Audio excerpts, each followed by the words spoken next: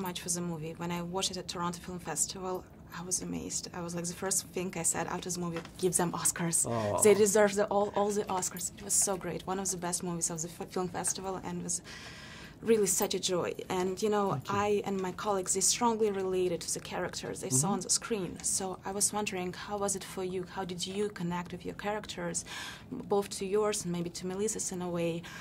Because probably everybody had a moment in their lives when they had to struggle, when they had to survive, and they had to, like, you know, before they made it big. No, I've done all the things that every out-of-work actor does. I was a painter and decorator. I drove people to the airport. I was a waiter. You know, all that stuff that you do in the hope that one day you're going to get a break. And luckily I got one, because I know many people that are really brilliant and really talented, and they just never had that break. So it's a kind of, you know, it's a crapshoot. You have no idea what it's going to be. So I'm just grateful that it's worked out.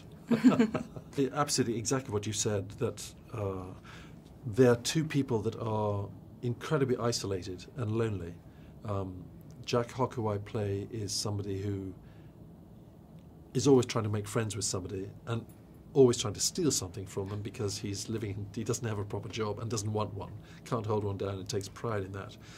And he forms a friendship by chance with Lee Israel, who is like a porcupine. She's antisocial, she's prickly and difficult, and she doesn't compromise in any way or give in to anything. So they're the most unlikely people to become friends, but they're living in New York City, which, you know, it's that classic thing of you're surrounded by literally millions of human beings who are doing, you know, they don't see anything.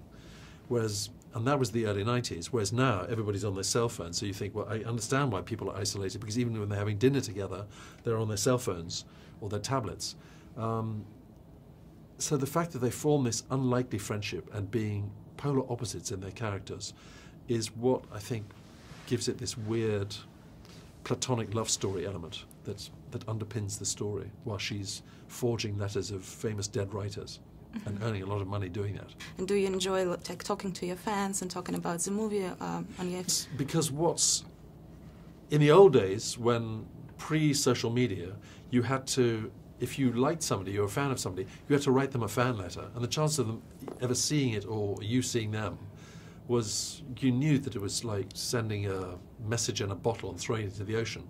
Whereas now, you can tweet or Instagram or whatever, you can have a direct relationship with somebody in a way that I think that's a good thing, because you get feedback from people, and so you feel that you're not isolated, which I think these characters in the story feel like that.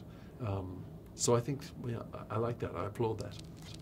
Your character Jack, he's such a loyal friend. Like, you know, yes, he makes a couple of mistakes, but he's a great friend. So I was wondering, how do you feel? What makes a person a great friend?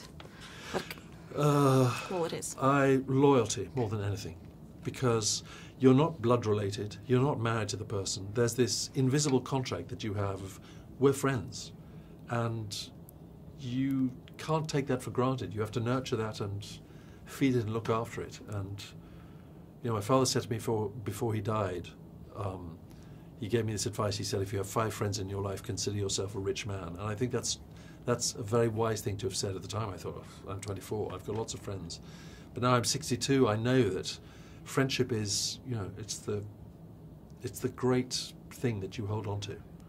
It tells you who you are and who you can, you know, because you can read a book, or you can have money, or you can drive a car, or whatever, but the person that you want to communicate all that with, friendship is vitally important, I think.